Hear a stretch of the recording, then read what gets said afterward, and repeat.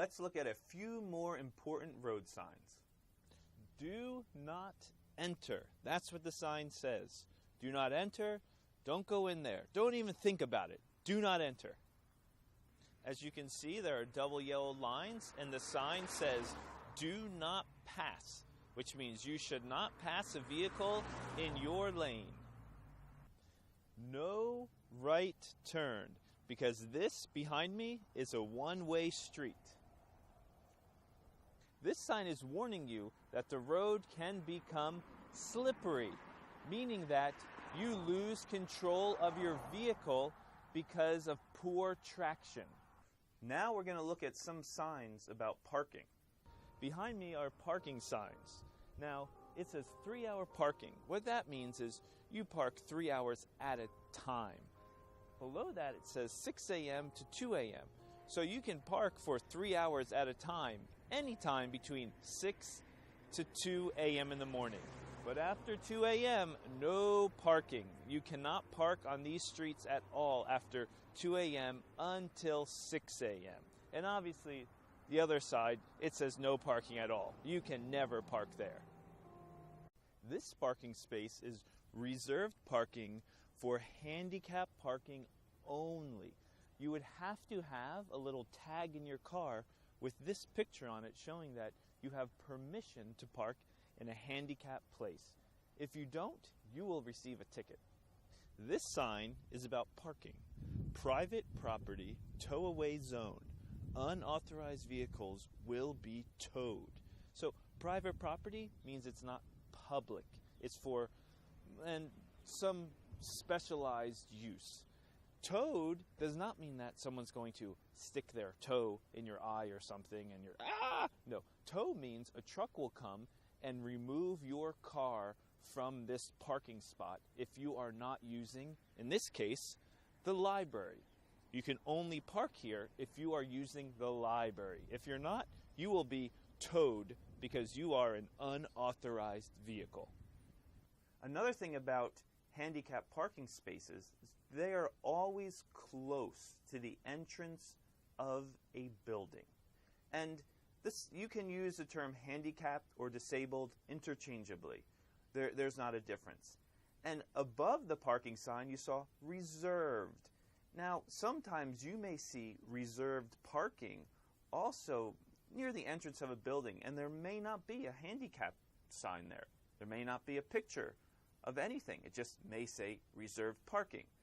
That, if you don't know what it's for and you're not the person it's reserved for, you probably shouldn't park there. And there's different forms of parking. Now, I'm not going to discuss all the ways to park, but in cities, people parallel park. That's when the car pulls in front of the parking space and then backs into it diagonally and then pulls a little bit forward.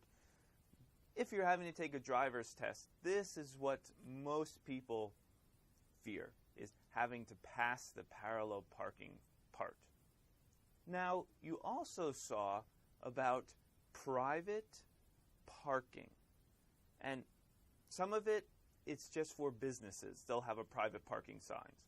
Other ones will be in front of homes. So just make sure you know. If it doesn't say anything, there's no private sign there, it's public parking. And public parking just means anyone can use it.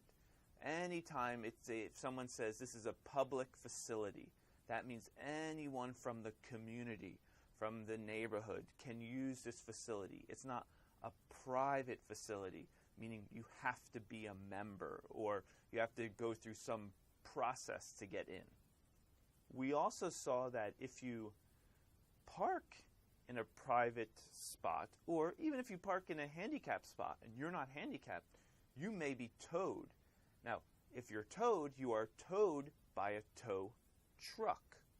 And a tow truck, which you can look up yourselves and see a picture of it, but it's just a vehicle that tows your car. And another way we sometimes use the word tow is, say you have children and you have to go shopping. You can say, oh, I need to go shopping today with my kids in tow. It just means your kids are coming along with you. So we use the expression tow also like that. If you love orange, then you will love construction zones. Generally, construction zones have orange cones, orange barrels. So let's take a look at some construction zones.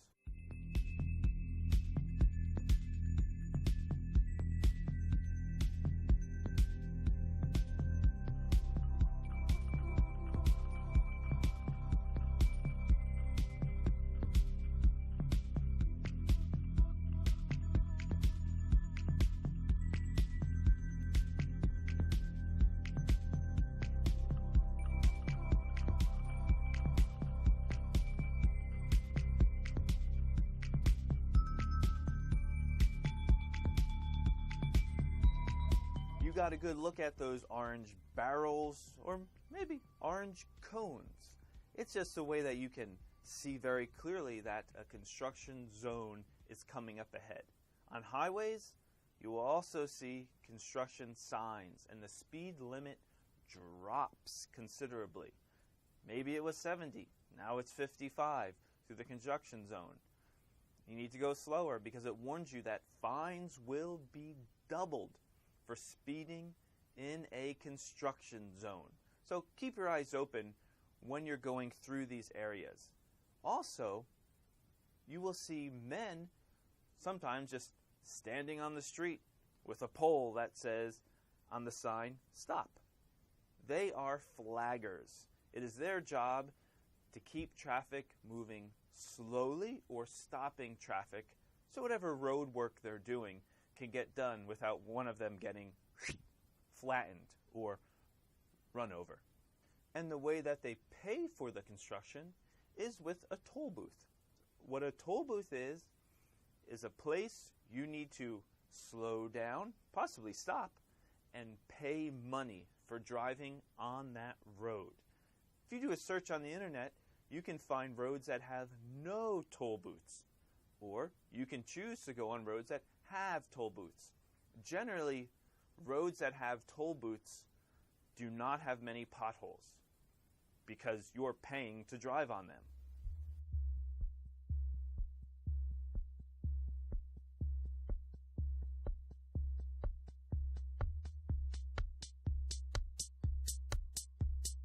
What is a jug handle? Let me show you. This is a jug. This is a jug handle. The shape of the handle is how you get the name of the term jug handle for driving. Say you're going up Kiko Man Highway and you want to get to Walmart over here. You need to make a right so that you can make a left.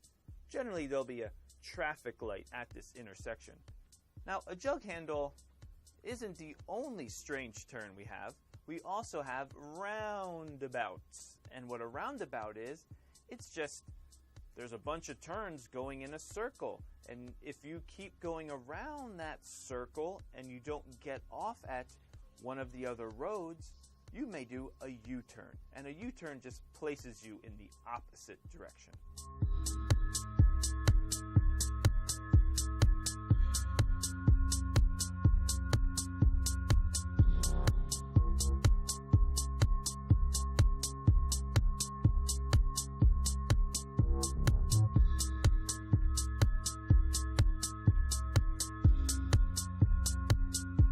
Stop.